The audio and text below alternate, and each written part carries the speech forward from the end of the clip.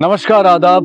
Crime petrol dial 100 में आप सबका स्वागत है। इंसान का अतीत गुजरे हुए दिन के अखबार की तरह से होता है, जिसकी रिसाइकलिंग से पहले हम अक्सर कुछ कटिंग्स खूबसूरत पलों की तरह संभाल कर रख लेते हैं। गुजरे हुए कल को अगर आज में जिंदा रखकर हमें पॉजिटिव एनर्जी मिलती है तो बेहतर है, लेकिन अगर गुजरा हुआ कल हमें आगे बढ़ने से रोकता है तो उसे भुला देने में ही भलाई है, क्योंकि आने वाला हर कल नई सुर्खियों से शुरू होता है। मुंबई के Thakkar college of arts and science के डीन सत्यभामा रंधावा को शिक्षा मंत्रालय ने शिक्षक दिवस पे टीचर्स ऑनर्ड अवार्ड देने की घोषणा की है। सत्यभामा रंधावा ने अपने योगदान से न सिर्फ अपने कॉलेज को एक ऊंचे मकाम पे पहुंचाया है, बल्कि अपनी काबिलियत के बल पे उन्होंने कई उपलब्धियां भी हासिल की है। ठक्कर कॉलेज के head of trustees Himanshu Thakkar ने अपना बयान सोशल नेटवर्किंग साइट पे पोस्ट करते हुए लिखा है कि उन्हें गर्व है कि Thakkar college of arts and science के डीन सत्यभामा रंधावा उनके शिक्षा संस्थान से जुड़ी हुई है।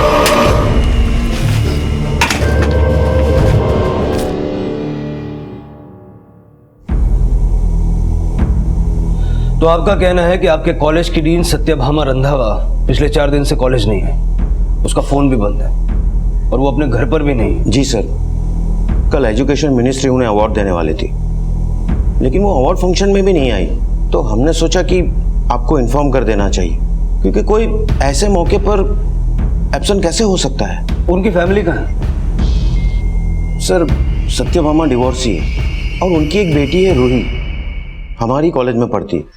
पापा, मैं यहाँ अकेले नहीं रुकने वाली। या तो आप मेरे साथ मुंबई में रहो या फिर मुझे अपने साथ पुणे ले चलो। बेटा, मैं यहाँ कैसे रह सकता हूँ? अब वैसे भी एक इम्पोर्टेंट बिजनेस डील के लिए मुझे दिल्ली जाना है।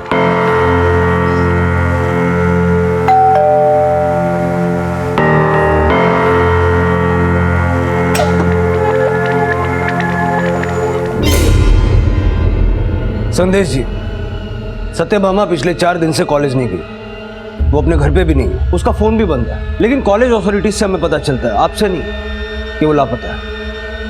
नहीं सर, वो लापता नहीं है, अपनी मर्जी से कहीं गई। कहाँ? ये नहीं पता, लेकिन उन्होंने जाने से पहले मुझे एक मेल किया था। कैसा मेल?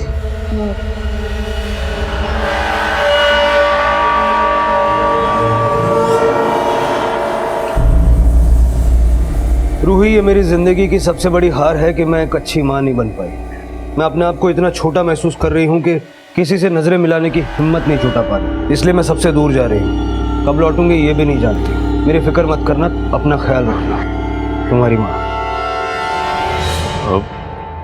सर, एक्चुअली जब मेरा और सत्यभामा का डिवोर्स हुआ था तो Ruhi was hardly 9 years old। अब 19 साल की है। इसकी इच्छा है कि वो अपनी माँ के साथ नहीं, अपने पापा के साथ रहे, तो बस इसी बात से हर्ट होकर वो हर्ट नहीं, वो मुझे इमोशनली ब्लैकमेल कर रही है ताकि मैं अपना फैसला बदल दूं। तुम अपनी माँ के साथ क्यों नहीं रहना चाहती? अब तक मैं उन्हीं के साथ तो रह रही थी, लेकिन अब मुझे पापा के साथ रहना है। सत्यभामा जा कहाँ सकती है? No idea sir. इंसान की निजी जिंदगी के रहस्य सबसे ज्यादा उसके करीबी लोग ही जानते हैं। हमारे हर फैसले से हमारे अपने परिचित होते हैं, लेकिन क्या सत्यभामा के परिवार वाले भी उसकी जिंदगी के रहस्यों से परिचित थे, या फिर ये महज उनकी गलतफहमी थी, और या फिर सत्यभामा का पति संदेश और बेटी रूही पुलिस से कुछ छिपाने की कोशिश कर रहे थे? पुलिस इन सभी सवालों के जवाब ढूंढ ही रही थी कि तभी ठक्कर कॉलेज से जुड़े एक और घिनौने अपराध की घटना सामने आई। साक्षी, साक्षी, साक्षी, साक्षी, साक्षी, साक्षी, साक्षी।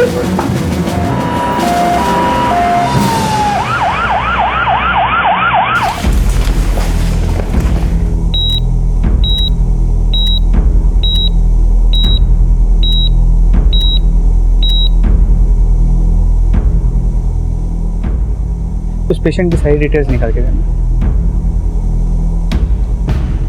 सर, आत्महत्या की कोशिश करने वाली लेडी का नाम साक्षी त्रिवेदी, वो ठक्कर कॉलेज में असिस्टेंट प्रोफेसर। कांदिवली में अपने मंगेतर आकाश दीक्षित के साथ रहती है, वो भी उसी कॉलेज का प्रोफेसर है। सर मैंने साक्षी को रोकने की बहुत कोशिश की, लेकिन उसने, ऐसा क्या हुआ जो उसने ऐसा कदम उठाया? सर किसी ने साक्षी का एक MMS अपलोड कर दिया। तो लगता है जब ये वीडियो बना साक्षी अपने होश में नहीं थी। आईटी एक्सपर्ट से कांटेक्ट करो, पता करो ये वीडियो किसने, कहां से और कब अपलोड किया है, सारी डिटेल्स निकालो। जी सर। अच्छा प्रभु, ये साक्षी और आकाश उसी कॉलेज के प्रोफेसर है ना जिस कॉलेज की डीन को एजुकेशन मिनिस्ट्री अवार्ड देने वाली थी? जी सर, मैंने उस केस का भी फॉलोअप किया है। तो ये सत्यभामा ना ही अपने घर लौटी है और ना ही उसने अपने घर वालों से कांटेक्ट किया है। पता करो ये वीडियो बनाया कहाँ गया।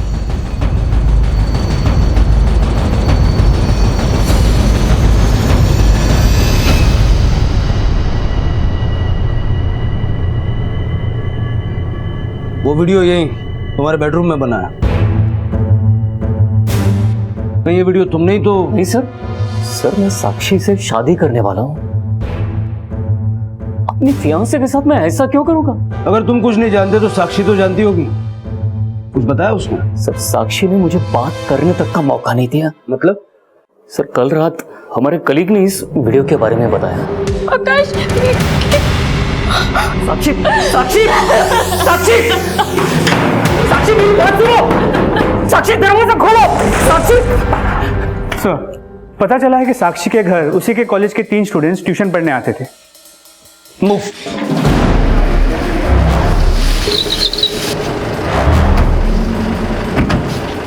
बुरा मत देखो, बुरा मत बोलो, बुरा मत सुनो। तुम तीनों ऐसे दिखा रहे हो जैसे तुम लोग बहुत ही डिसिप्लिन हो, लेकिन अगर पता चला ये कांड तुम में से ही किसी ने किया है तो? सर मुझे नहीं लगता कि ये तीनों या कॉलेज का कोई भी स्टूडेंट ऐसी हरकत करेगा। ये किसी बाहर वाले का काम है। बाहर वाले का क्या, किसी घर वाले का भी काम हो सकता है। आकाश और साक्षी के कॉल रिकॉर्ड्स निकालो, पता करो वाकई इनके बीच सब कुछ ठीक भी था या कहानी कुछ और ही है। सर। हाँ गौतम, ठीक है सर, साक्षी को होश आ गया। चल।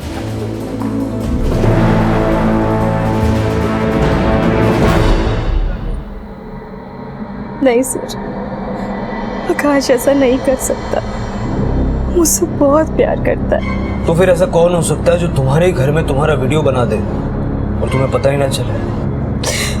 हमें पता चला है कि कुछ मेल स्टूडेंट्स तुम्हारे पास ट्यूशन पढ़ने आते हैं, कहीं ये काम उनमें से किसी का? सर मुझे कुछ नहीं पता, और आप प्लीज इस वीडियो के बारे में किसी से कोई बात मत करिए। इट्स अ रिक्वेस्ट सर, मेरी बहुत बदनामी हो रही है सर।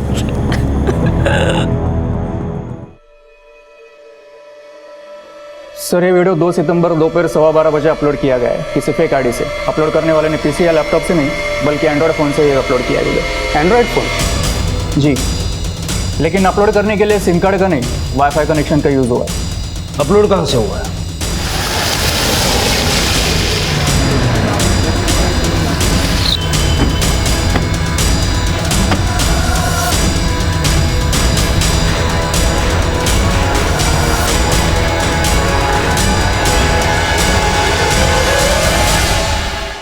सर ये वाईफाई कनेक्शन तो स्टूडेंट्स लाइब्रेरी का है, लेकिन आप ये सब? साक्षी का वीडियो यहीं से, इसी कॉलेज से अपलोड हुआ है। क्या? लाइब्रेरी में सीसीटीवी कैमरास हैं? जी सर। मुझे अब भी सारा फुटेज देखना है। जी।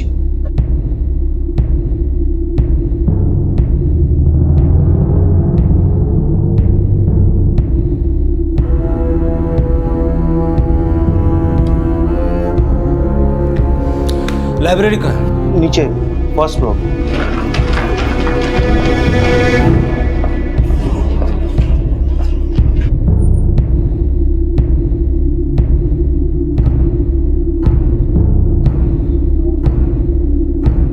देखते हैं नेटवर्क कहां तक पकड़ता है।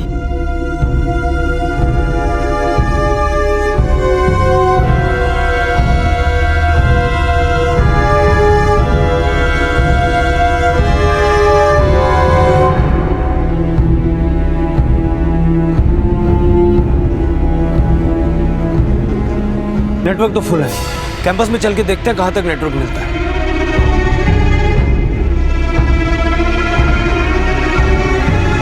यहाँ तक नेटवर्क मिल रहा है और ये जगह भी बड़ी सुनसान। किसी ने बड़ी चालाकी से यहीं खड़े रहकर वाईफाई नेटवर्क यूज़ किया ताकि वो सीसीटीवी में भी ना दिखे। सर मैं 2 सितंबर को एब्सेंट था सर आप कॉलेज में किसी से भी पूछ सकते हैं। यही तो तेरी चालाकी है। तू 2 सितंबर को कॉलेज में आया था लेकिन क्लास अटेंड नहीं की और अपने टीचर का वीडियो अपलोड किया। नहीं सर मैंने कोई वीडियो अपलोड नहीं किया। नहीं सर मैं सच बोल रहा हूँ, आप मेरा विश्वास कीजिए। मैंने वो वीडियो नहीं बनाया और ना ही उसे अपलोड किया। ऐसे साइट्स पे तो मैं लॉगिन भी नहीं करता। इनफैक्ट मुझे तो ये भी नहीं पता कि वीडियो अपलोड करते कैसे। अच्छा सर सच बोल रहा हूँ सर। सर जिस IMEI नंबर के फ़ोन से वीडियो अपलोड किया गया था वो साक्षी के घर पढ़ने आने वाले तीनों स्टूडेंट्स और आकाश के फ्रेंड अंकित किसी के फ़ोन से मैच नहीं करता। पता लगा ये IMEI कोड वाला फोन कौन से मोबाइल स्टोर से खरीदा गया। अब तक पुलिस के सामने 2 अलग अलग घटनाएं आई थी। पहली, सत्यभामा का अचानक लापता हो जाना और ऐसा लगना कि जैसे वो खुद अपना घर छोड़कर गई हो। MMS का वायरल होना। वैसे तो इन दोनों केसेस के बीच में कोई लिंक नहीं था सिवाय कॉलेज के, लेकिन जैसे ही पुलिस ने इस वायरल वीडियो की छानबीन को आगे बढ़ाया तो इस केस के तार सत्यभामा से भी जुड़ने लगे। सर ये साक्षी त्रिवेदी ओरिजिनली अहमदाबाद से। 1 साल पहले इसने कॉलेज ज्वाइन किया और करीब 3 महीने पहले इसकी सगाई हुई आकाश दीक्षित के साथ और उसके बाद ये आकाश के साथ उसी के फ्लैट में रहती है, लेकिन दोनों के बीच कोई झगड़े या अनबन की कोई खबर नहीं है। आकाश और साक्षी के कॉल रिकॉर्ड्स में कुछ सस्पिशियस निकला। सर हमने आकाश के कॉल रिकॉर्ड्स को चेक किया तो पता चला कि उसके और उसके कॉलेज की डीन सत्यभामा के बीच अक्सर बातें हुआ करती और करीब 3 महीने पहले तक उनकी मोबाइल की लोकेशन अक्सर सत्यभामा के घर की ही हुआ करती थी। सर एक बात और पता चली, सत्यभामा की बेटी रूही भी 2 महीने पहले तक रूपेश, मानव और प्रतीक के साथ साक्षी के घर ट्यूशन पढ़ने जाती थी। प्रभु ऐसा करो, इस सत्यभामा, उसकी बेटी रूही और उसके एक्स हस्बैंड संदेश के कॉल रिकॉर्ड्स में निकल पाओ। पुलिस अब ये पता लगाने में जुट गई कि साक्षी के वायरल वीडियो का केस कहीं सत्यभामा के अचानक गायब हो जाने से तो नहीं जुड़ा और सत्यभामा की कॉल डिटेल में कुछ नए समीकरण सामने आए। सर सत्यभामा की फोन लोकेशन के मुताबिक 2 सितंबर को सुबह 9 बजे से शाम 5 बजे तक वो कॉलेज में थी। फिर शाम को 6 बजे से 10 बजे तक वो घर में थी। 10 बजे वो अपने घर से निकली और 10:30 बजे घोड़बंदर रोड पहुंची। घोड़बंदर रोड? जी सर। और उसके 1 घंटे 20 मिनट बाद 11:50 से सुबह 6 बजे तक उसकी मोबाइल की लोकेशन वडोदरा की तरफ मूव कर रही थी। 6 बजे वडोदरा पहुंची और उसका मोबाइल स्विच ऑफ हो गया जो अब तक बंद है। 1 घंटा 20 मिनट घोड़बंदर रोड में, वहां किससे मिलने गई हो? सर 2 सितंबर को संदेश की फोन की लोकेशन घोड़बंदर रोड की ही थी और रात 10:30 बजे तक रूही का फोन भी उसी एरिया में एक्टिव था, जिसके बाद उसका फोन स्विच ऑफ हो गया और अगले दिन रात 8 बजे जब उसका फोन स्विच ऑन हुआ वो अपने पिता संदेश के साथ पुणे में थी। सत्यभामा ने रूही को मेल किया था 2 सितंबर रात 11:45 को, यानी कि वडोदरा जाने से ठीक 5 मिनट पहले। सर उसी रात सत्यभामा ने रात 10 और 10:30 के बीच रूही को 3 वॉइस मैसेज भी भेजे थे। मैं उनका फ़ोन रिसीव करती तो वो मुझे घर बुला लेती, इसलिए मैंने फ़ोन ऑफ कर दिया। आप तब रूही के साथ थे? जी, वो एक्चुअली मैं 1 सितंबर को पूना से मुंबई आ गया था। मैं पूना में ही रहता। रुके कहाँ थे? Hotel blue star, Ghodbunder road, Thane. Satyabhama के फोन की लास्ट लोकेशन उस रात की घोड़बंदर रोड की है। लेकिन सर सत्यभामा हमारे साथ नहीं थी और वैसे भी मैं और रूही उसी रात पूना वापस चले गए। माना कि रूही सत्यभामा से बात नहीं करना चाहती थी, लेकिन आप तो उससे बात करके उसको अश्योर कर सकते थे ना। फैक्ट ये है कि मैं सत्यभामा से बहुत कम बात करता हूँ। जब वो गुस्से में होती तब तो बिल्कुल भी नहीं। आपको कैसे पता वो गुस्से में थी? क्योंकि मैं हमेशा के लिए पापा के साथ पुणे जा रही थी, लेकिन वो ज़बरदस्ती मुझे रोकना चाहती थी। तुम कहीं नहीं जाओगी और तुम वही करोगी जो मैं तुम्हें कहूंगी। मैं आपके साथ नहीं पापा के साथ रहूंगी, समझी आप? रूही, रूही रुको, रूही प्लीज बेटा, रूही। साहब मुझे नहीं पता कि मैडम और रूही में झगड़ा क्यों हुआ, लेकिन हाँ उस रात पहले रूही गई, फिर थोड़ी देर बाद मैडम भी चली गई। उस दिन बहुत गुस्से में लग रही थी साहब। वो हमेशा मुझ पे गुस्सा करती, ये मत करो, यहाँ मत जाओ, उससे मत मिलो। लेकिन अब मैं एक अडल्ट हूँ, मुझे अपने फैसले लेने का पूरा हक है। और जब मैंने पापा के साथ रहने का फैसला लिया तो बस एक मेल करके वो ये साबित करना चाहती है कि वो गिल्ट में है। तुम्हारी माँ पिछले 2 हफ्तों से लापता है, तुम्हें उनकी जरा भी फिक्र नहीं। फिर मैं भी तो अपने लेवल पर उसको ढूंढने की कोशिश कर रहा हूँ। वडोदरा में पता किया? वडोदरा? 3 सितंबर को सत्याभामा का फोन वडोदरा में बंद हुआ। वहां कोई दोस्त या रिश्तेदार है उसका? नहीं। लगता है तुम अपनी माँ के बारे में अपने पापा से ज्यादा जानती हो। हाँ, पापा और उनका रिश्ता तो सिर्फ 10 साल का था, लेकिन मैं 19 साल से उनको झेल रही हो।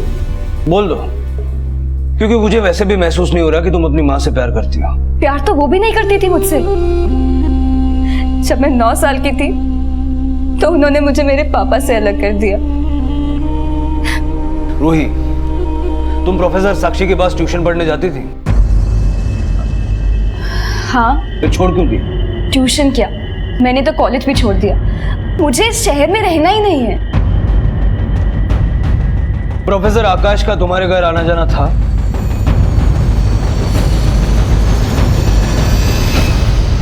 सर, सत्यभामा सिर्फ मेरा आतिथ्य थी, लेकिन अब मैं साक्षी से शादी करने वाला हूँ। शादी तो तुम सत्यभामा से भी करने वाले थे। एक वक्त था जब हम एक दूसरे से प्यार करते थे।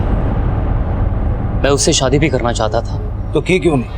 क्योंकि वो शादी नहीं करना चाहती थी।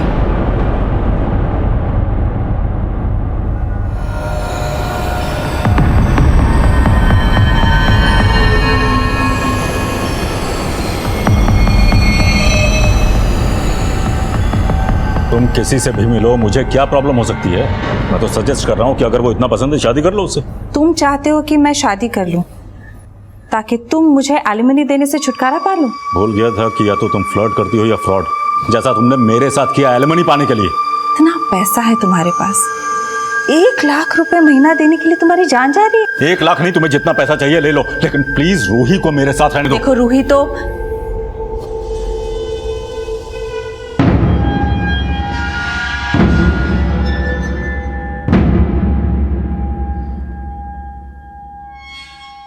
आकाश,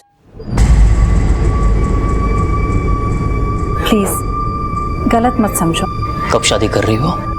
तुम अभी भी मेरे प्यार पे शक कर रहे हो। मैं अब भी तुम्हें मौका दे रहा हूँ। बीवी बनाना चाहते हो ना तुम मुझे? ठीक है, बस थोड़ा वक्त दे दो। मैंने उसे बहुत वक्त दिया सर, लेकिन एक दिन उसने खुद मुझे उस रिश्ते से आज़ाद कर दिया। मुझे नहीं लगता कि रूही हमारे इस रिश्ते को समझ पाएगी। क्यों नहीं समझ पाएगी? मैं रूही से बात करता हूँ। नहीं नहीं आकाश, तुम रूही से इस बारे में कोई बात नहीं करोगे। मतलब तुम मुझसे शादी नहीं करोगी? तुम क्यों नहीं समझ रहे हो इस बात को? अगर हम दोनों ने शादी कर ली तो मैं रूही को खो दूंगी। सर, मुझे लगा कि मैं उस रिश्ते में फंसता जा रहा हूँ, और एक दिन साक्षी मेरी जिंदगी में आई। लेकिन सत्यभामा से तुम्हारा मिलना जुलना तो अभी तक बरकरार था। सर, हम लोग दोस्त थे और हमेशा रहेंगे। सर, जिस IMEI नंबर के एंड्रॉयड फ़ोन से साक्षी का वीडियो अपलोड हुआ था, वो एक स्टोर से 29 अगस्त को खरीदा गया था। उस स्टोर की 29 अगस्त की CCTV फुटेज।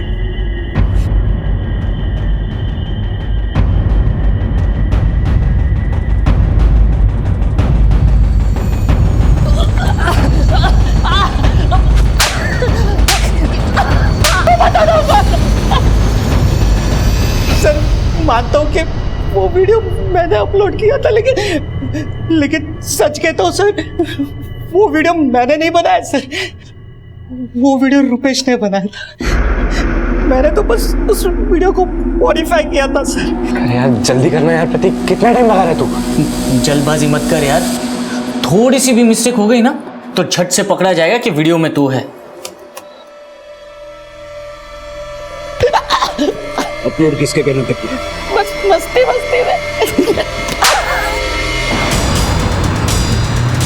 ठीक है, रुपेश का एड्रेस SMS का।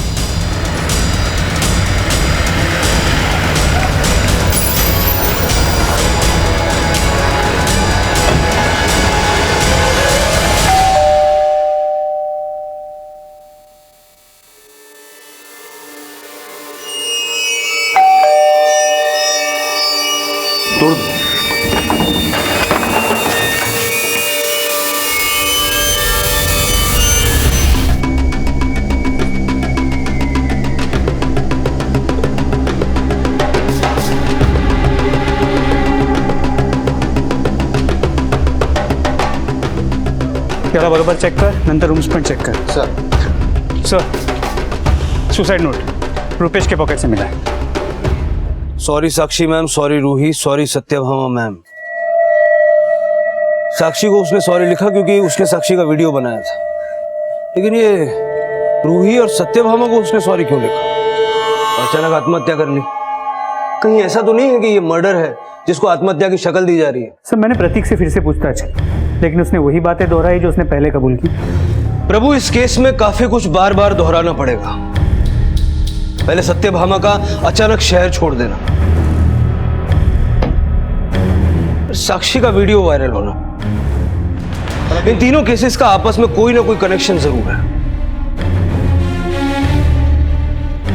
ये रुपेश भी घोड़बंदर में ही रहता ना? जी सर। तो ऐसा तो नहीं कि सत्यभामा उस रात रुपेश से मिलने गई, संदेश से नहीं। रुपेश के सुसाइड के नोट में साक्षी के अलावा रूही और सत्यभामा को भी सॉरी लिखा गया था। ऐसा करो, इस रुपेश के पुराने एग्जाम के नोट्स निकलवाओ, इस सुसाइड नोट के साथ उसके हैंडराइटिंग मैच करवाओ और रुपेश के कॉल रिकॉर्ड्स रूही और सत्यभामा के कॉल रिकॉर्ड्स के साथ क्रॉस वेरीफाई करो। सर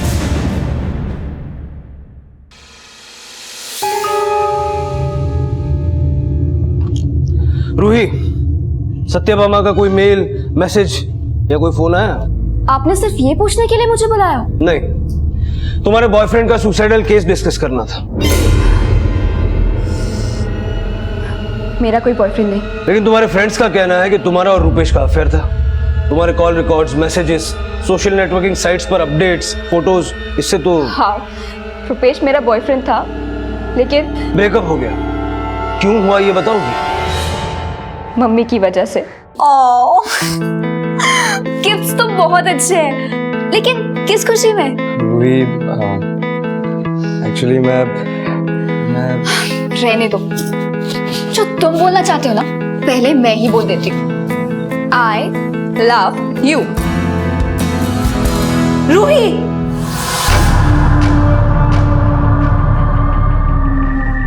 मम्मी ने रुपेश को मारा ही नहीं, उसे रस्टिकेट करने की धमकी दी।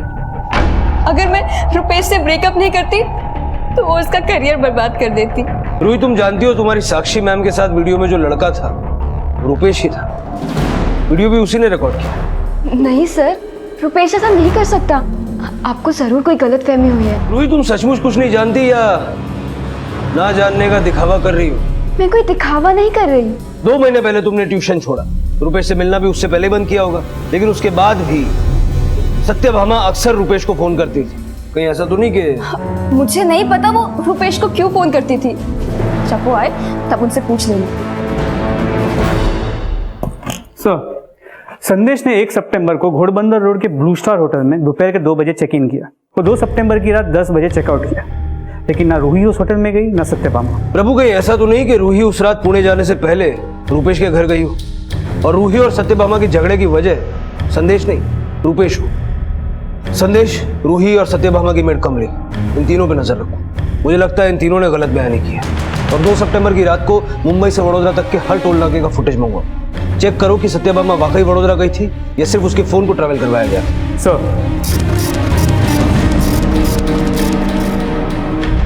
पुलिस अब ये पता लगाने में जुट गई कि आखिरकार सत्यभामा कहाँ थी।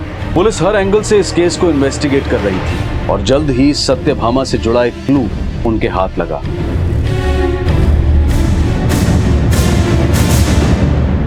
सर, 2 सितंबर की रात से 3 सितंबर की सुबह तक सत्यभामा की कार मुंबई से वडोदरा के बीच के हर टोल नाके से गुजरी थी।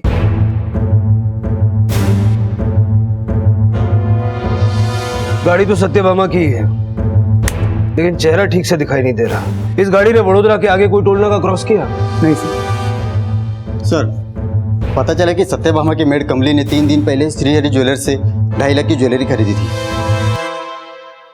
सर, मैं सच बोल रही हूँ, वो पैसा मैंने पाई पाई करके जोड़ा है। मैं चोर नहीं हूँ साहब, मैंने कोई चोरी नहीं की। रूही ने तुम्हारे नाम की चोरी की शिकायत दर्ज की है। क्या? संदेश का भी यही मानना है। वो सारे लोग झूठे हैं साहब। उन लोगों ने तो मुझे खुद 3 लाख रुपए दिए हैं कि मैं आपसे कुछ भी सच ना बताऊं। कौन सी सच्चाई?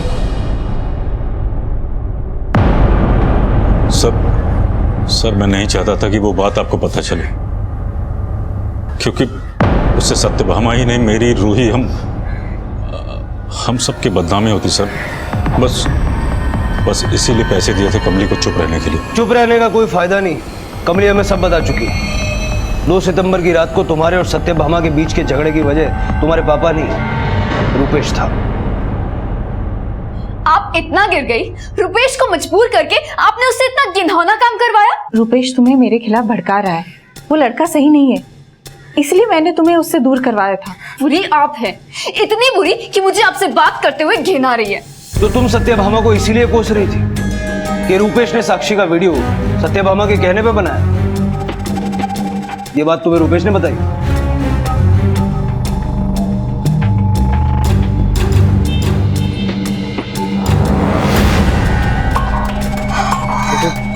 देखो प्लीज मुझे तुम गलत मत समझना। तुम्हारी मॉम ने कहा था मुझे ये सब कुछ करने के लिए। मैंने जानबूझकर नहीं किया।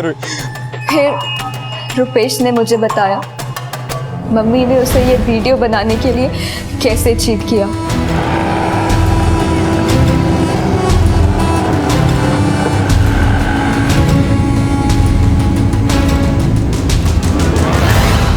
रुपेश मैम आ जाओ, अंदर आके बैठ जाओ। नहीं थैंक यू मैम, मैं चला जाऊंगा। आ जाओ, कम।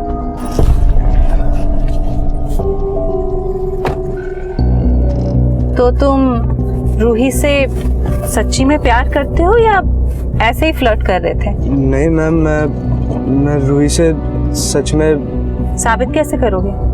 मैं कुछ समझा नहीं, आप क्या कह रही हैं? मैं तुम्हें एक मौका देती हूँ। तुम अगर रूही के साथ ये रिलेशनशिप कंटिन्यू करना चाहते हो तो तुम्हें मेरा एक काम करना होगा। काम करना होगा? रुपेश मम्मी की बातों में आ गया था। प्रतीक और मानव टाइम से पहले चले जाते हैं और तुम्हें 1 घंटा भी कम पड़ता है। लगता है फीस बढ़ानी पड़ेगी तुम्हारी। कॉफी पियो।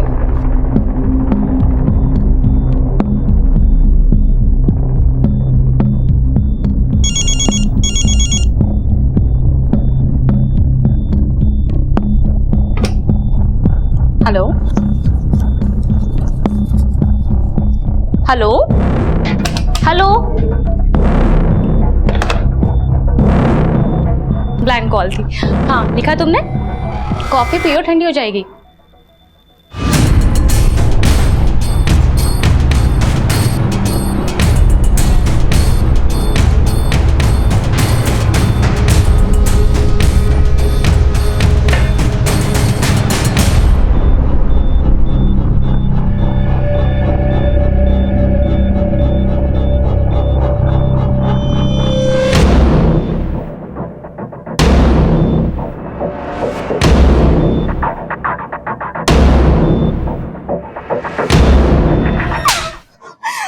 मम्मी ने कहा और तुमने मान लिया, और तुम्हें लगता है ये सब करने के लिए मैं तुम्हें प्रेज करूंगी? मुझे पाने के लिए तुमने साक्षी मैम के साथ। रुपेश ने बताया कि वो वीडियो पहले ही मम्मी को दे चुका था और उन्होंने। तुमने इस वीडियो के बारे में साक्षी को बताया था?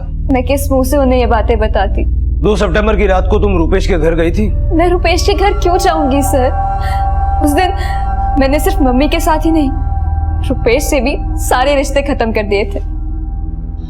प्रभु ये तो साफ है कि साक्षी का वो वीडियो रूपेश ने ही बनाया, लेकिन साक्षी का ये कहना था कि उसे बिल्कुल भी एहसास नहीं हुआ कि वो वीडियो किसने बनाया, जबकि रूही का ये कहना है कि सत्यभामा ने वो वीडियो रूपेश से बनवाया। कोई ऐसा तो नहीं है कि ये वीडियो बनवाने के पीछे सत्यभामा का कोई और ही मकसद हो? तो हो सकता है कि वो इस वीडियो के जरिए साक्षी को बदनाम करके आकाश को अपनी जिंदगी में वापस लाना चाहती है, पर यह भी हो सकता है कि वो आकाश और साक्षी को ब्लैकमेल भी कर रही है। नहीं सर, सत्यभामा ने कभी वो वीडियो दिखा कि मुझे ब्लैकमेल नहीं किया। मुझे नहीं लगता कि वो ऐसा कर सकती है। अगर सत्यभामा ने कुछ नहीं किया तो क्या रूही झूठ बोल रही है या रूपेश ने रूही से झूठ बोला होगा? सर रूपेश ने ही झूठ बोला होगा। जो ऐसी हरकत कर सकता है उसे सच्चा नहीं कहा जा सकता। सत्यभामा इस हद तक गिर ही नहीं सकती। वो ऐसी नहीं थी आकाश जैसा कि तुम सोच रहे हो।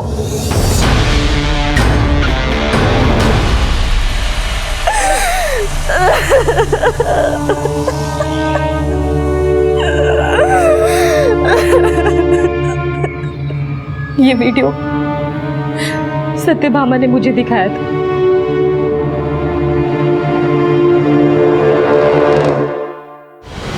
मैम अगर तुम नहीं चाहती कि ये वीडियो वायरल हो और आकाश तुमसे अपनी मंगनी तोड़ दे, इससे पहले तुम ही उसे छोड़ दो।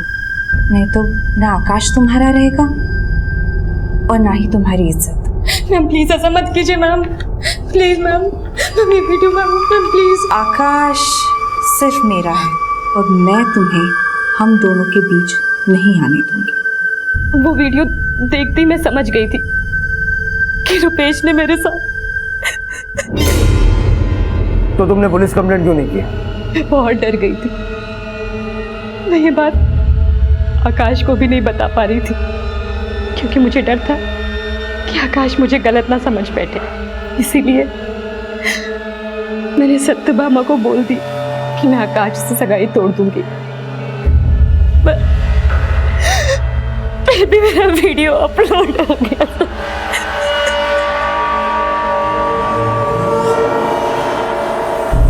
तो साक्षी के बयान से ये तो साफ है कि सत्यभामा इस वीडियो के जरिए आकाश को अपनी ज़िंदगी में वापस लाना चाहती थी, लेकिन प्रतीक ने इस वीडियो को 2 सितंबर को ही अपलोड कर दिया।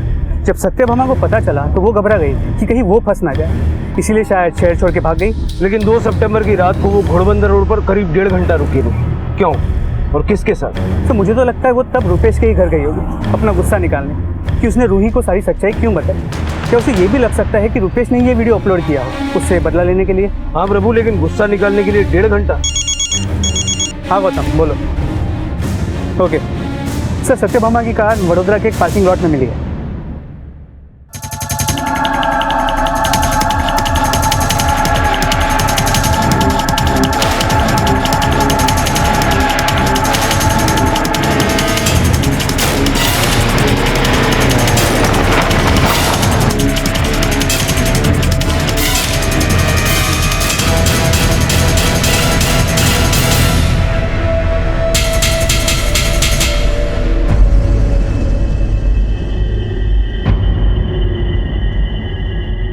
इस पार्किंग लॉट के अटेंडेंट तुम ही हो?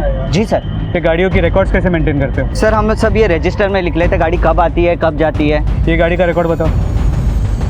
सर ये गाड़ी 3 सितंबर सुबह 6 बजे आई थी और सर इसे कोई लेने भी नहीं आया अब तक। किसी औरत ने पार्क की थी ये गाड़ी? सर ठीक से याद नहीं, लेकिन कोई औरत ही थी। सर रुपेश की पोस्टमार्टम रिपोर्ट, मौत गला घुटने की वजह से हुई है। बॉडी पे कहीं भी खरोच या मारपीट के कोई निशान नहीं थे। प्रभु, अगर ये सुसाइड है तो रुपेश के सुसाइड नोट में साक्षी और रूही को सॉरी बोलना तो समझ में आता है, लेकिन उसने सत्यभामा को सॉरी क्यों लिखा? रूही के बयान के मुताबिक सत्यभामा ने हमेशा रुपेश के साथ गलत किया, फिर उसने सत्यभामा को सॉरी क्यों लिखा? नहीं, ऐसा तो नहीं कि उसी ने सत्यभामा के साथ? तुरंत फॉरेंसिक टीम को रुपेश के घर पे बुलाओ। सर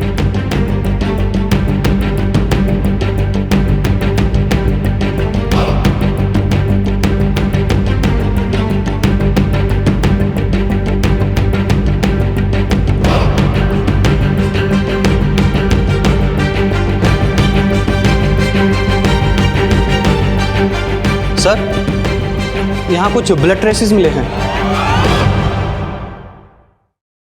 कितने पुराने होंगे ये ब्लड ट्रेसेस? ये तो सर अभी एग्जामिन करने के बाद ही बताया जा सकता है।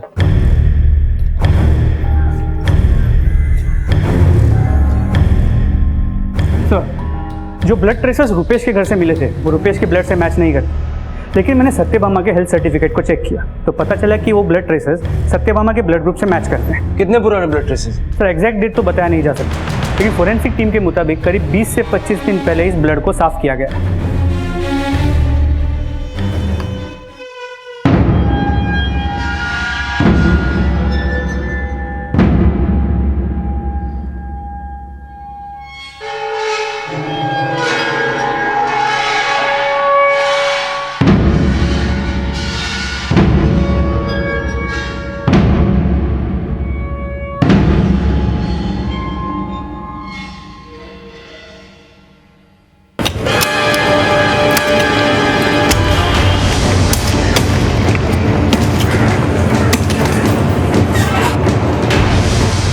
रुक जाओ प्रभु। सर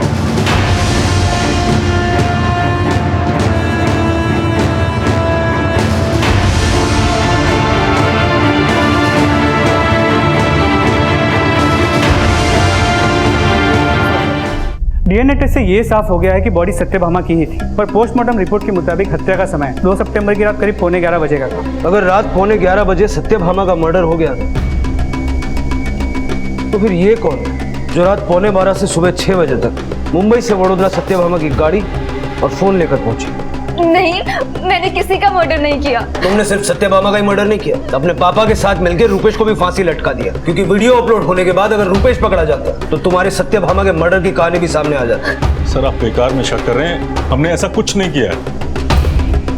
इस केस में पुलिस की थ्योरी बार बार बदल रही थी और क्राइम इतनी प्लानिंग के साथ किया गया था कि अपराधी के खिलाफ सबूत जुटाने में पुलिस को खासी दिक्कत का सामना करना पड़ रहा था।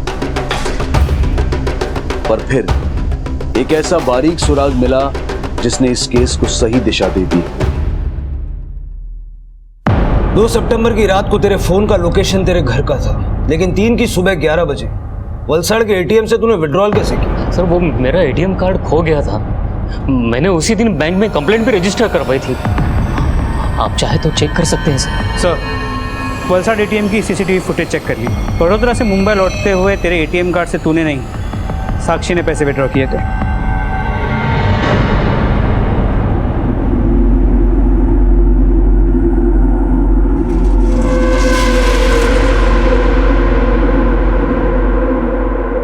सत्यभामा जोंक की तरह चिपट गई थी मुझसे। मैंने साक्षी के साथ सगाई की तो उससे बर्दाश्त नहीं हुआ और खिनौना बेतरा चल के मुझे ब्लैकमेल करना शुरू कर दिया। ये तुम मुझे ब्लैकमेल कर रही हो? तुम अब मेरे हाथों की कठपुतली बन चुके हो। मैं जैसे नचाना चाहूं तुम्हें नाचना होगा, समझे? उसने मुझे इतना मजबूर कर दिया कि मैं ना चाहते हुए भी उसके हाथों की कठपुतली बन के रह गया था। मैंने साक्षी को सब बता दिया और इससे पता चल गया कि वो वीडियो रूपेश ने ही बनाया होगा। मैं जानता था सत्यभामा की कमजोर नब्ज उसकी बेटी रूही थी और रूही को उससे दूर करने के लिए मैंने रूपेश को उकसाया कि वो रूही को सच बता दे।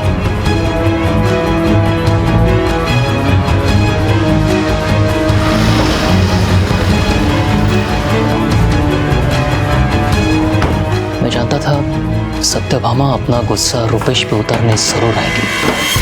तुम्हारी हिम्मत कैसी हुई रूही को सब कुछ बताने की? हाँ? सर ये क्या सर? अगर मैं इसे नहीं मारता तो ये आज तुझे जान से मार देती।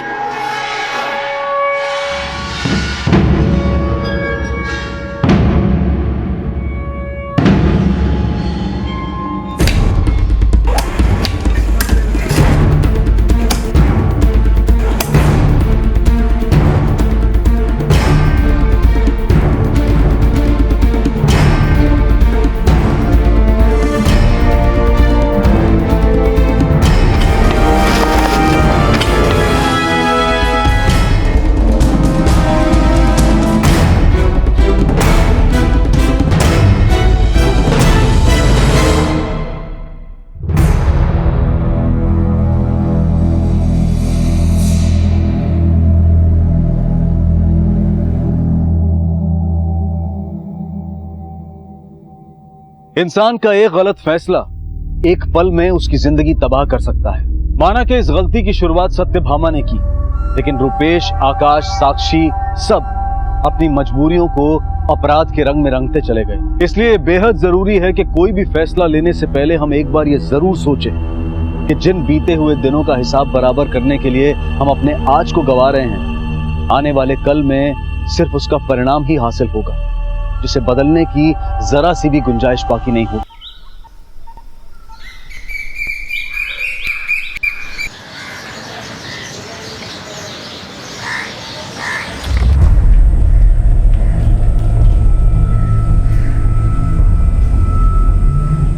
पोरी, तू काम नहीं करेगी तो गुजारा कैसे होगा? तेरे भाई की पढ़ाई कैसे होगी? बोल तू।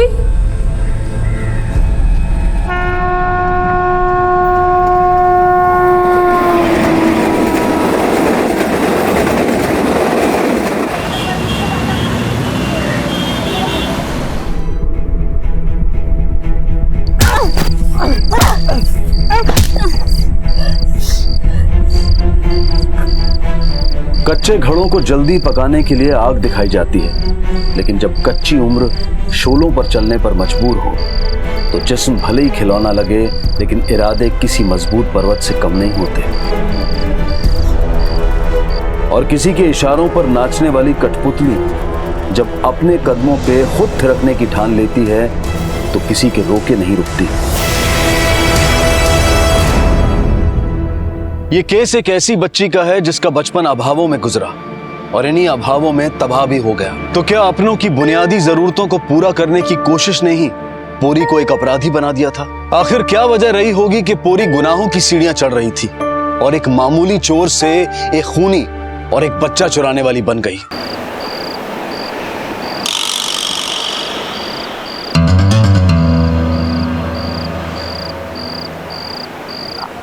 आंचल भवन 7 बंगला। आंचल भवन 7 बंगला। आंचल भवन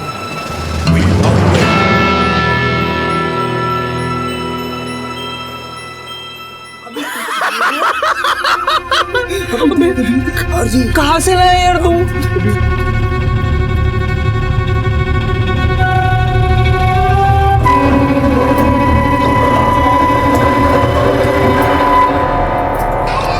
मेरा बच्चा कितना खिलखिला जाता है ये बाहर आकर। वैसे धूप भी जरूरी है बच्चे के लिए, रोज लेके आया करो। कहाँ धूप, मुंबई के मौसम का कोई भरोसा नहीं, कभी भी बारिश हो जाती है। और वैसे भी मैं इसे रोज रोज बाहर नहीं निकालूंगी, नजर लग जाती है।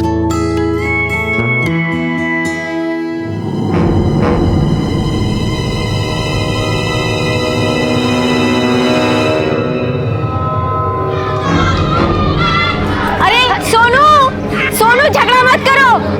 सोनू, अरे रुको।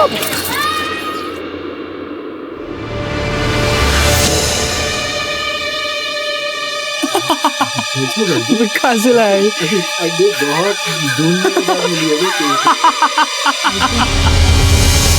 आर्या, आर्या, आर्या, आर्या, वॉचमैन आर्या को देखा। वो ट्रॉली में था क्या? मैडम जी, एक लड़की अभी अभी वो ट्रॉली लेके बाहर गई है। कौन लड़की? आर्या, आर्या, आर्या, आर्या, मेरा बच्चा, आर्या, आर्या, आर्या।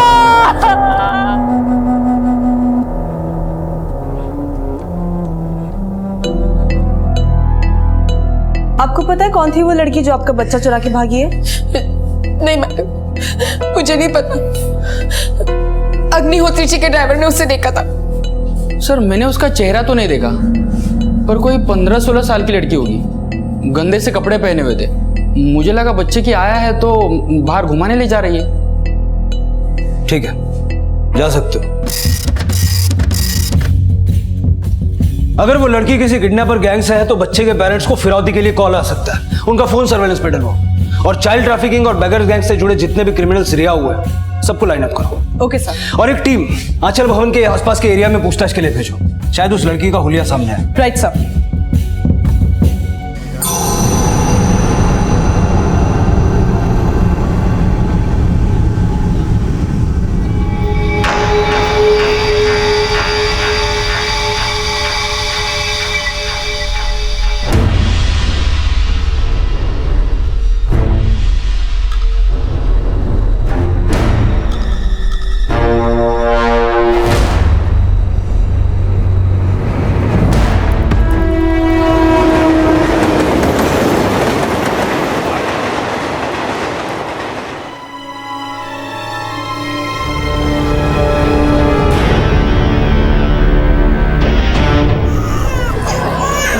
मिलेगी रेतनी। ए रो मत, ये देख भिन भिन बंद हो गई, अब क्यों रोना है?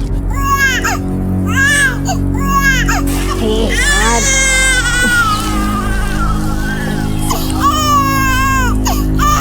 रो मत, रोना बंद कर। अरे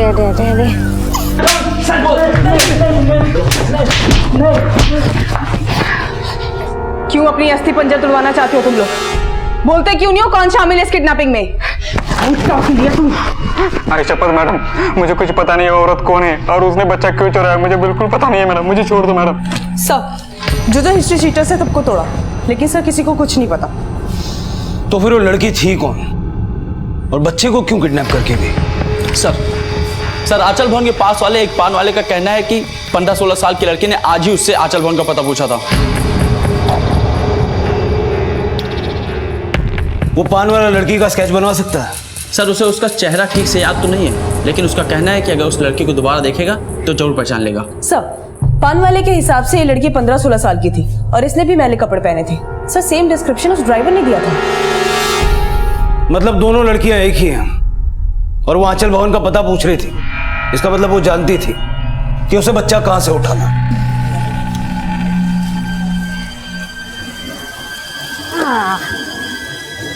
ए हीरो, ये देख तेरे लिए बिस्तर लाया है।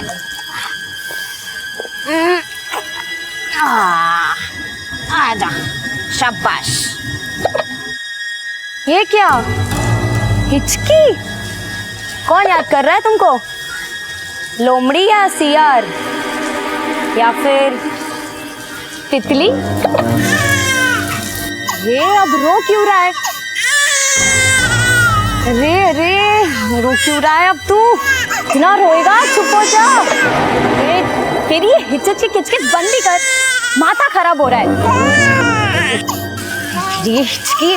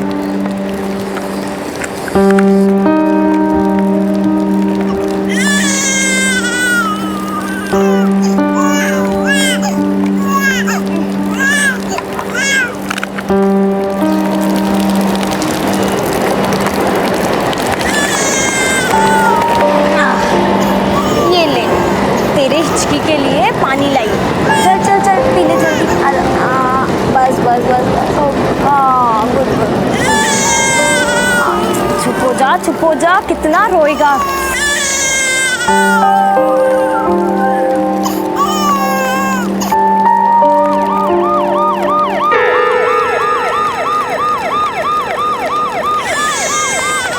बच्चे की रोने की आवाज। 1 मिनट रुकना।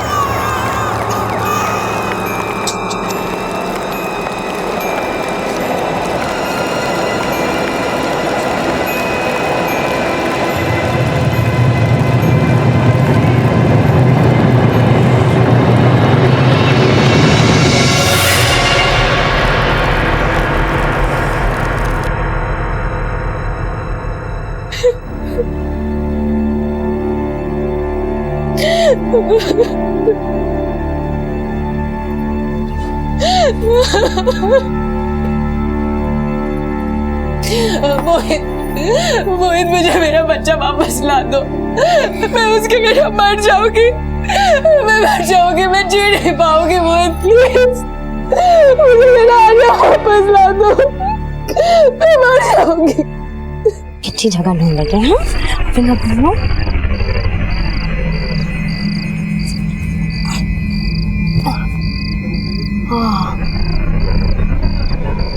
ये बिल अच्छा है ना? चल आजा।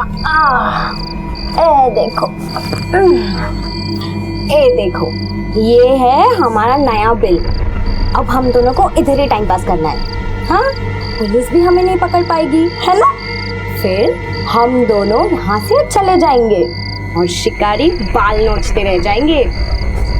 झूठ नहीं बोल रही मैं। रुक जा 1 मिनट। ए देखो, ये है हमारा टिकट। देखा, देख तो ऐसे रहा जैसे सब समझ में आ रहा है। खोका घुमोलो पारा जुरोलो बोर गिएलो दिशे भूल भूलिते ध्यान खेचे काज ना दिगो किसे। पूरी उम्र में छोटी थी लेकिन समझ में काफी परिपक्व। उसके हाव भाव से तो यही लग रहा था कि वो इस बच्चे को कोई नुकसान नहीं पहुंचाना चाहती थी, लेकिन उसने ये बच्चा क्यों और किस मकसद से किडनैप किया, इसका खुलासा होना अभी बाकी था। और इसी बीच पूरी के हाथों हुए एक और अपराध का खुलासा हुआ।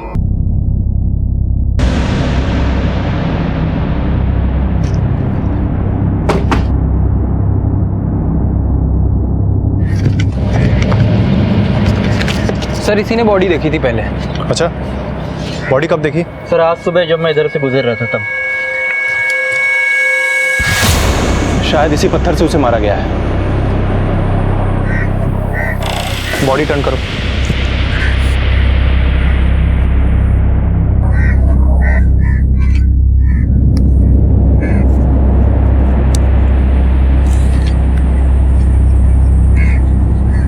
पैसे भी हैं और चेन भी। शिंदे इतना तो तय है कि हत्या लूट के इरादे से नहीं की गई, बल्कि किसी ने अपनी जाती दुश्मनी निकाली इससे।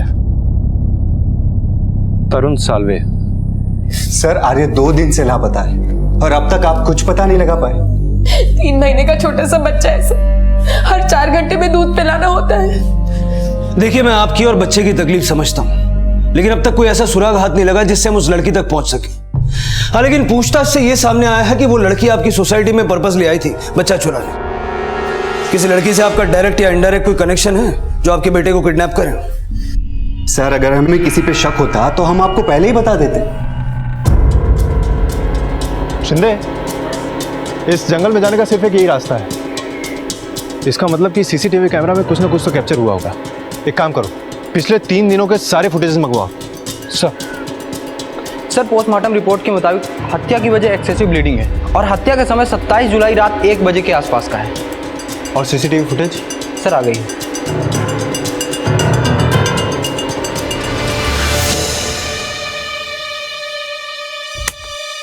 कि लड़की इतनी रात में? फॉरेंसिक रिपोर्ट के मुताबिक ये तो हत्या के बाद की फुटेज है। शिंदे, यहाँ पर 2 बातें हो सकती हैं। या तो इस लड़की ने मर्डर होते हुए देखा है, या तो इसने मर्डर किया है। एक काम करो, इस लड़की की तस्वीर सारे थानों में सर्कुलेट करो और पता लगाओ कि ये लड़की कौन है।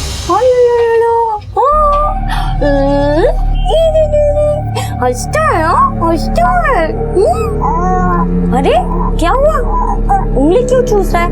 भूख लगी है क्या? हाँ, वैसे भी तूने कल रात से कुछ नहीं खाया है, लेकिन मैं तुम्हारे लिए दूध कहाँ से लाऊं?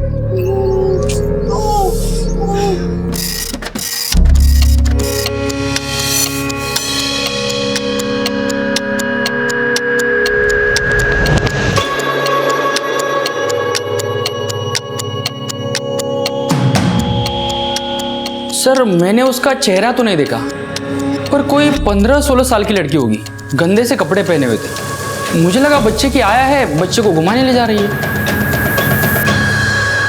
सर क्या ये वही लड़की है जिसने हमारे आर्य को किडनैप किया? आप पहचानते हैं इसे? नहीं सर, लेकिन अगर इस लड़की ने हमारे बच्चे को किडनैप किया है तो इस तस्वीर में हमारा बेटा इसके साथ क्यों नहीं है? ये फोटो 27 जुलाई की है और आपके बेटे की किडनैपिंग 28 जुलाई को हुई। आपके बेटे की किडनैपिंग से 1 रात पहले एक मर्डर हुआ जिसमें ये लड़की सस्पेक्ट है। क्या ये लड़की मर्डर है? कहीं से मेरे आर्य को कुछ कर तो नहीं दिया? मेरा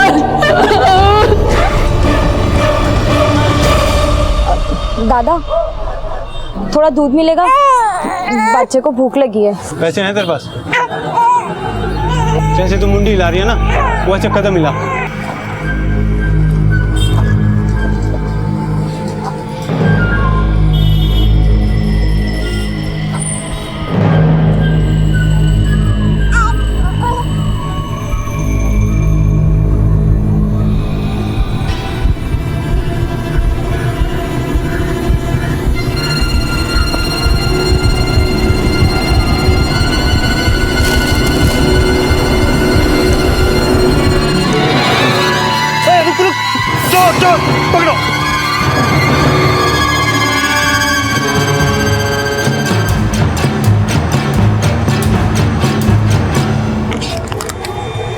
ले जी भर के पी ले ले ले ले ले अरे क्या हुआ उल्टी क्यों कर रहा है लड़का भी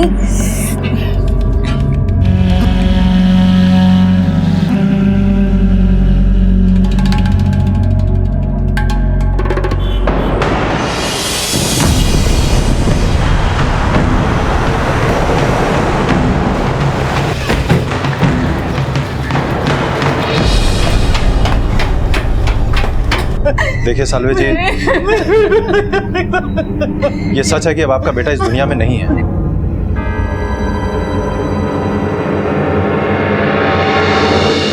तरुण तो साहब मुंबई में नौकरी करता था। कैसी नौकरी? किसी सेठ के ड्राइवर था साहब। आपका बेटा मुंबई में रहता कहाँ था? ये तो पता नहीं साहब। आप लोग इस लड़की को पहचानते हैं? नहीं साहब, कौन है ये? हालांकि तरुण के माता पिता पोरी के बारे में कुछ भी नहीं जानते थे, लेकिन पुलिस को लग रहा था कि तरुण और पोरी के बीच में कोई ना कोई कनेक्शन जरूर है। पोरी ने तरुण का मर्डर क्यों किया, यह सवाल उतना ही रहस्यपूर्ण था जितना कि पोरी का मोहित के बच्चों को किडनैप करना। और इन सवालों के बीच पोरी की जिंदगी के कई ऐसे राज छुपे थे जो इस केस को बेहद पेचीदा बनाने वाले थे। सर, ये तरुण साल्वे है। सर, मैंने बोरीवली पुलिस स्टेशन में तरुण साल्वे केस के बारे में जानकारी ली। ये भिवानी का रहने वाला था, लेकिन सर तरुण साल्वे के परिवार वालों ने इस लड़की को आइडेंटिफाई नहीं किया जो कि तरुण साल्वे केस की सस्पेक्ट है। और पटेल परिवार के बच्चे के किडनैपिंग की भी। ये तरुण मुंबई में रहता कहाँ था? हो सकता है वहां से इस लड़की के बारे में कोई इन्फॉर्मेशन मिले। सर, तरुण ने अपने पेरेंट्स को मुंबई का कोई एड्रेस नहीं दिया था। क्या कहीं ऐसा तो नहीं कि ये दोनों चाइल्ड ट्रैफिकिंग के किसी गैंग से ताल्लुक रखते हो? सर, एक दंपत्ति ने उस लड़की को पहचान लिया है जिसने किडनैपिंग की थी। सर, ये मेरे यहाँ मेट थी। नाम क्या है इसका? कहाँ की रहने वाली है?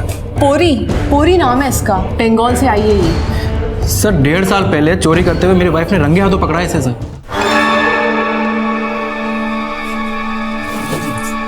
चोरी कर रही थी? नहीं। हाँ? चोरी कर रही थी? सर, बहुत चालाक लड़की थी, तुरंत रफू चक्कर हो गई। इसको काम पे किसी एजेंसी के थ्रू रखा था या? एजेंसी के थ्रू ही रखा था सर। एक राकेश रॉय नाम का आदमी, वो चलाता है इस एजेंसी को। साहब, हमारा लगाया हुआ कोई भी नौकर ऐसा नहीं किया जैसा पोरी ने किया। पोरी ने तुम्हारी एजेंसी से कांटेक्ट कैसे किया? सर, पोरी हमारा गांव का है। हमारा बंधु बोला बहुत जरूरतमंद है, हमको उस पर तरस आ गया। अब वो कहाँ? हमको नहीं मालूम साहब, हमने उसको बोल दिया हम उसे कोई काम नहीं दिलवाएगा। इसे पहचानते हो? ना साहब। पोरी के परिवार में कौन कौन है? उसका माँ है और उसका छोटा भाई है। उसके गांव का एड्रेस दो हमको। जी साहब। क्या हुआ तुझे? क्यों रो रहा है इतना? चुप हो जा, चुप हो जा। चाहता क्या है तू?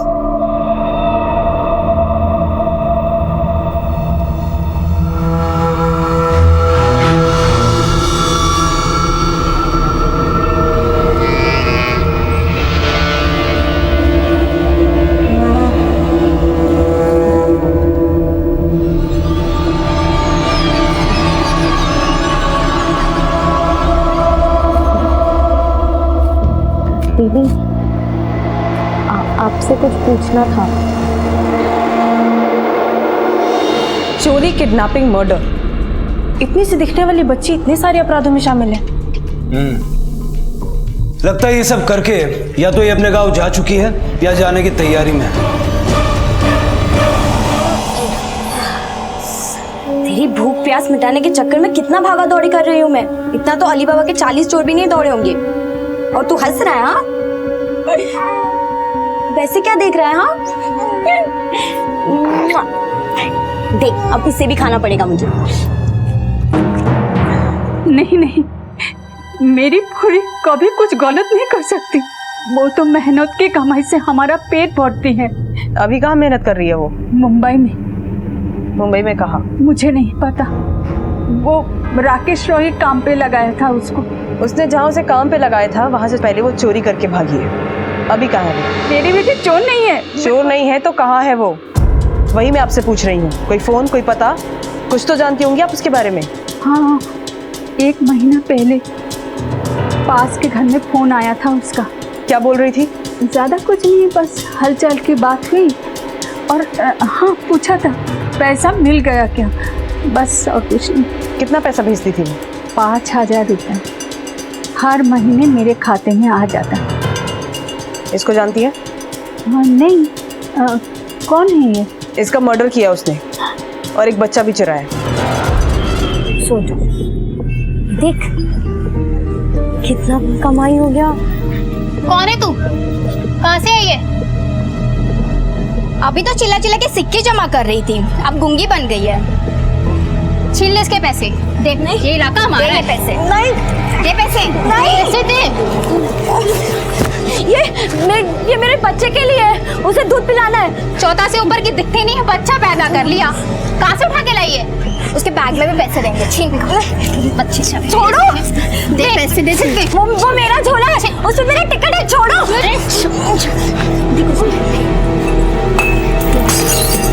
छोड़ो सर, मेरा झोला वापस दो। मैं मेरे झोले के बिना नहीं जाऊंगी। मेरा झोला तो मैं मार दूंगी। पागल लोग ले आओ, पत्थर लेके आ जाओ। मैं पागल, मेरा झोला वापस दो। झोला दो। रुका, क्या लगा के रखा है तुम लोग ने? साहब ये पागल है, चोरनी है साहब, बच्चा चुरा के लाइए।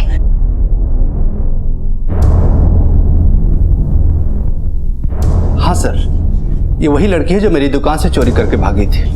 क्या चुराया था उसने? शतावरी। शतावरी? हाँ।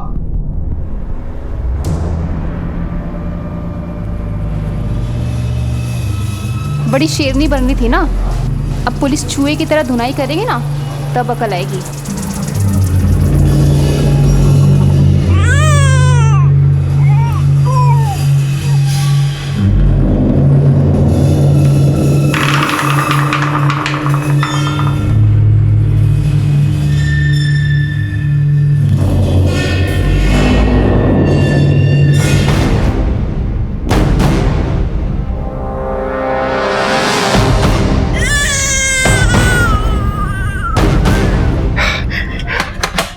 मालिनी,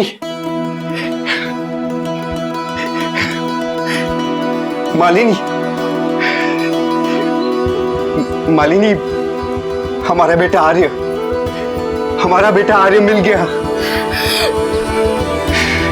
मोहित और मालिनी को उनका बच्चा तो मिल गया, लेकिन पोरी ने इस बच्चे को क्यों चुराया था, इस सवाल का जवाब पुलिस को अभी तक नहीं मिल पाया था, क्योंकि पोरी अपनी जान जोखिम में डालकर फरार हो गई थी। लेकिन अब जो कुछ भी सामने आने वाला था, वो इस केस को एक ऐसे आयाम पर ले जाने वाला था जो बचपन और इंसानियत दोनों की हदों से परे था। अगर पोरी भीख मांग रही थी, तो क्या ये बच्चा उसमें सिर्फ भीख मांगने के लिए चुराया? और हर महीने अपनी माँ के अकाउंट में 5,000 रुपए वो कहां से कमा के जमा करती थी? अगर उसने तरुण का वाकई मर्डर किया है तो क्यों? और उसके बाद खुलेआम बिना किसी डर के वो भीख क्यों मांग रही थी? सर मुझे ये भी समझ में नहीं आ रहा है कि उसे शतावरी क्यों चुराया। सर शतावरी औरतें प्रेगनेंसी के बाद ब्रेस्ट मिल्क का वॉल्यूम बढ़ाने के लिए लेती हैं। साहब वो बच्चे को हाथ भी नहीं लगाने दे रही थी, कह रही थी कि वो उसका बच्चा है। उसका बच्चा? मैडम मैंने देखा वो बच्चे को अपनी छाती पे भी लगा रही थी। तुम्हारा मतलब वो बच्चे को दूध पिला रही थी? शायद, वरना वो नौटंकी भी कर सकती है, क्या पता। आर्य मेरा और मालिनी का बेटा है। इस फाइल में आर्य का बर्थ सर्टिफिकेट और मालिनी के डिलीवरी रिपोर्ट्स हैं। आप कुछ भी बोल रहे हैं। देखिए ज्यादा तैश में मत आइए। हम ये सवाल आपसे इसलिए पूछ रहे हैं क्योंकि पोरी को आर्य को दूध पिलाते हुए देखा गया था। तो मुझे क्या पता उसे कौन सा दौरा पड़ा जो ये हरकत कर रही थी।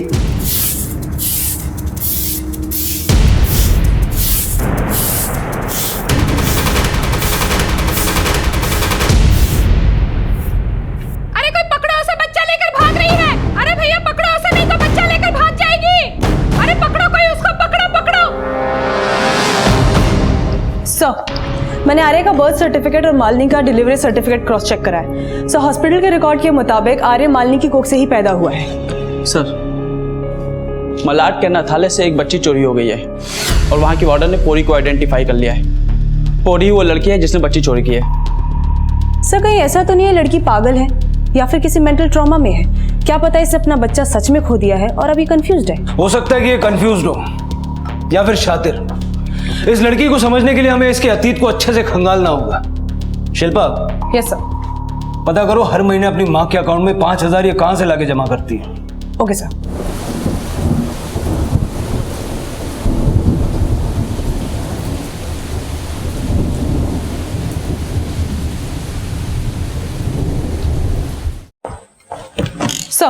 पोरी की माँ के सहकारी बैंक के खाते में मलाड के एक ब्रांच से कैश जमा किया जाता है, लेकिन सर ये पोरी नहीं जमा करती। तो फिर कौन करता है?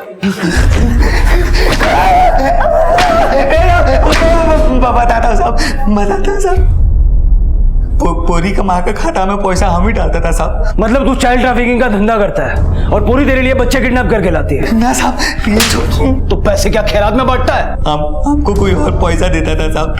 कौन? तरुण साल्वे। इसे पहचानते हो?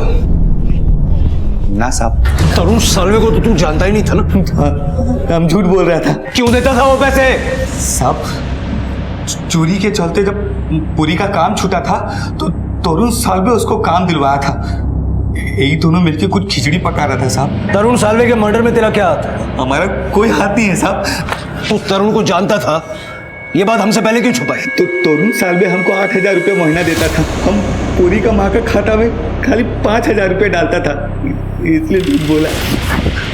कहाँ से लाती थी पूरी 8,000 रुपये? हाँ, हमको नहीं मालूम साहब, इसके अलावा हमको कुछ नहीं मालूम, भगवान कसम साहब। ये तरुण रहता कहाँ था?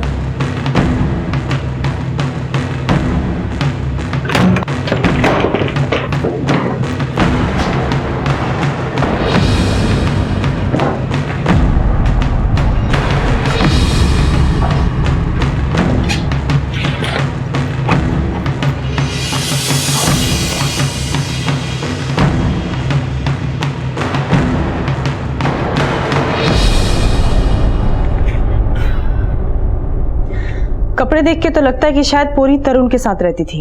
18, 19, 20 तो बहुत कम पैसा है। इतने पैसे में मुंबई से कैसे निकलेंगे? कुछ और करना पड़ेगा, पर क्या कर सकते हैं?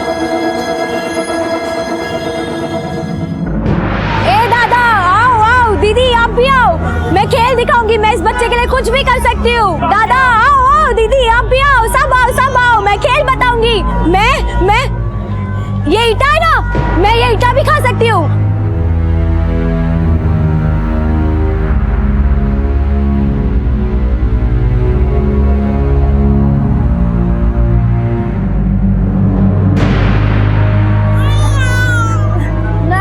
नहीं बाबू, मैं तो ईटा खा सकती हूँ, लेकिन इस बच्चे को ईटा कैसे खिलाऊं?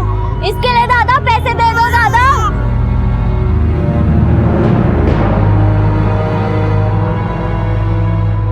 सर मैंने तरुण का नंबर क्रॉस वेरीफाई कराया है सर। पिछले 3 महीने तक वो एक नंबर, इस नंबर पे सर लगातार टच में था, जिसपे वो पिछले 1 साल से बातचीत भी कर रहा है सर। फिर सर जब मैंने इस नंबर को क्रॉस वेरीफाई कराया तो पता चला कि ये नंबर मोहित पटेल के नाम पे रजिस्टर्ड है, जो पिछले 3 महीने से बंद है। मतलब मालिनी की प्रेगनेंसी के दौरान तरुण और मोहित दोनों के बीच लगातार बातचीत होती थी, जो कि डिलीवरी के बाद तुरंत रुक गई। सर वो मेरा पुराना नंबर था। 1 साल पहले मेरा फोन खो गया था, मुझे नहीं पता कि मेरे फोन से कोई कॉल कर रहा था। उस नंबर से तेरी बीवी को भी फोन जाते थे? सर वो मैंने कुछ नहीं किया। पहले ये बता, आर्य किसका बच्चा है? तोड़ते रहो इसको जब तक ये ना बताए। मोहित और मालिनी के रिश्तेदारों से पता करो, क्या मालिनी वाकई प्रेग्नेंट थी या उसने हॉस्पिटल के साथ मिलकर कोई धांधली की है? सर हम जो सोच रहे हैं अगर वो वाकई सच है तो ये समझ में नहीं आ रहा है कि पोरी ने अनाथालय से दूसरा बच्चा क्यों उठाया, और सर ये तरुण साल्वे का मर्डर किसने किया? शिल्पा, अब इन सब सवालों के जवाब तो तभी मिलेंगे जब ये पोरी हमारे हाथ लगेगी।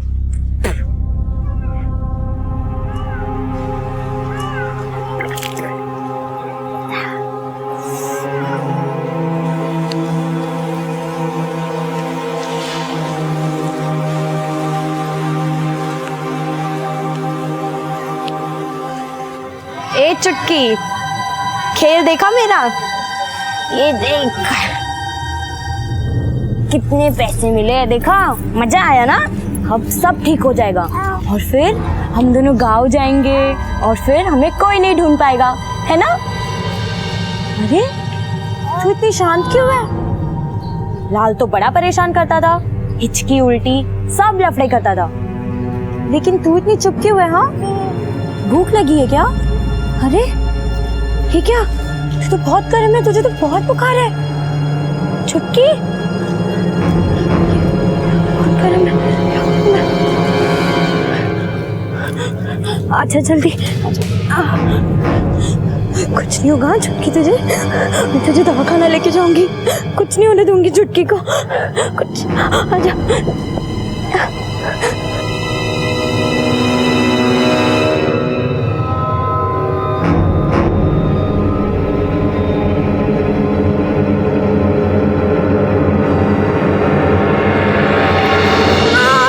दादा मेरे बच्चे को बहुत बुखार है।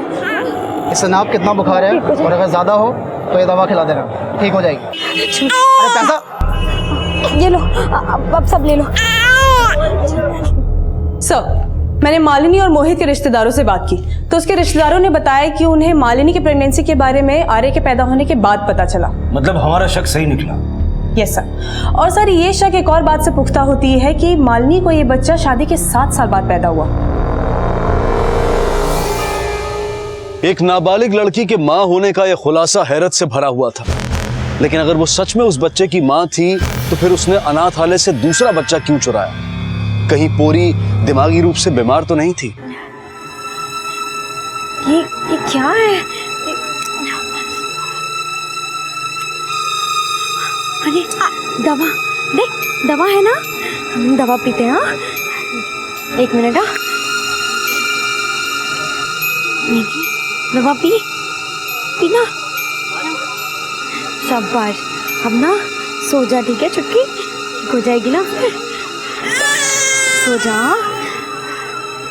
खोका घुमा लो, सारा जुरा लो, बोरे गिलो दिशे, भूल भूलीते धान खेचे आज ना।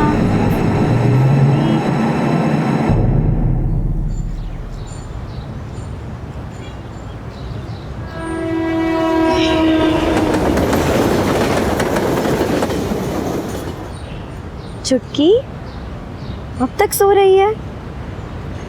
ये देख, तेरा बुखार तो पूरा उतर गया है। चुटकी, ए चुटकी, क्या हुआ?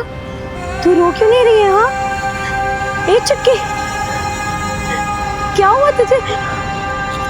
चुटकी, चुटकी, चुटकी, चुटकी आँख तो खोल। चुटकी क्या हुआ तुमको? चुटकी, चुटकी,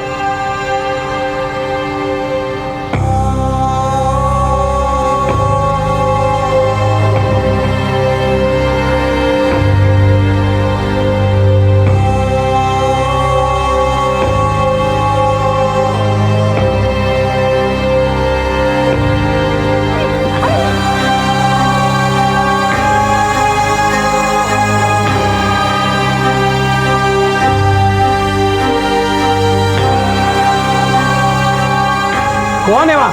ए कहाँ भाग रही मेरा मत? ए लड़की, मेरा पूजा का सामान लेके कहाँ भाग रही है? अरे मेरा गंगा जल, अरे मेरा नारियल।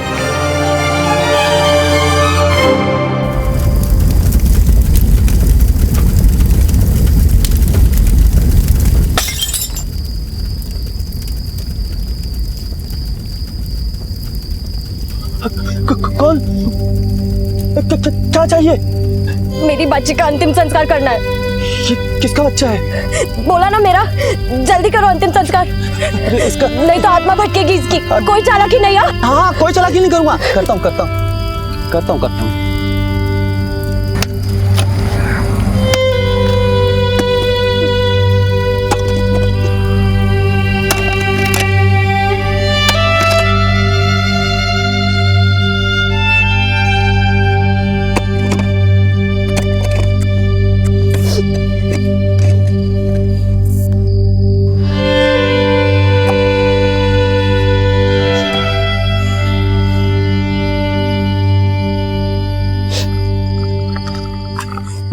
इस बच्ची को नहीं छोड़ो। नहीं, मैं नहीं दूंगी, मैं नहीं दूंगी। इस बच्ची को तुमने मारा?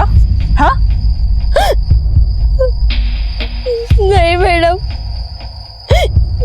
ये मेरी बच्ची है, मैं इसे क्यों मारूंगी? ये बच्ची तेरी है?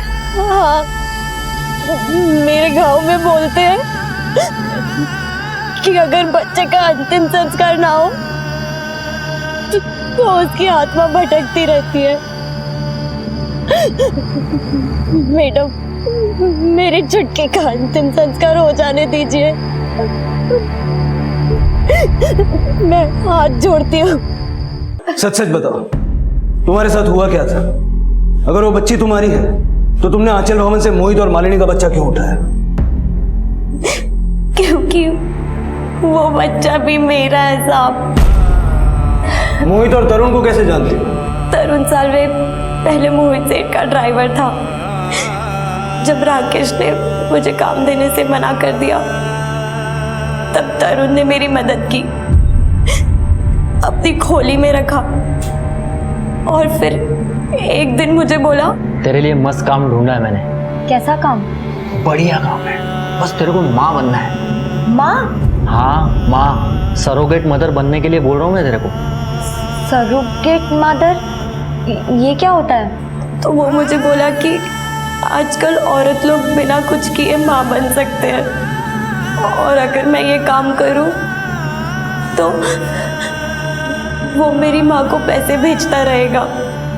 फिर एक दिन मोहित सेठ आया, उसके बाद मोहित सेठ और कई बार घर आया। वो घर आता, तरुण को पैसे देता और ये सब तब तक चलता रहा जब तक मैं गर्भवती नहीं हुई। सर, मैंने पैसे दिए थे। रेप करने के पैसे दिए थे या नाबालिग लड़की को प्रेग्नेंट करने के? कभी भी मां नहीं बन सकती, इसीलिए तूने अपने पति के कुकर्म से एक नाबालिग की कोख खरीदनी चाहिए। मोहित सेठ ने मेरे साथ गलत किया, लड़के को अपना बना लिया और लड़की को अनाथालय छोड़ दिया। तरुण सालवे को क्यों मारा? क्योंकि उसने भी मोहित सेठ का साथ दिया। मेरे बच्चे उन्हें दे दिए और झूठे कागज दिखाकर मुझे बोला कि ये बच्चे मेरे नहीं है। लेकिन साहब, मैंने जैसे तैसे मोहित सेठ और अनाथालय का पता निकाला, लेकिन तरुण वो पता भी मुझसे छीनना चाहता था। उससे बचने के लिए मैं जंगल में भाग गई, लेकिन वो मेरे पीछे पीछे जाने में चुटकी को तो खो दिया, लेकिन मेरा लाल तो मुझे मिल जाएगा।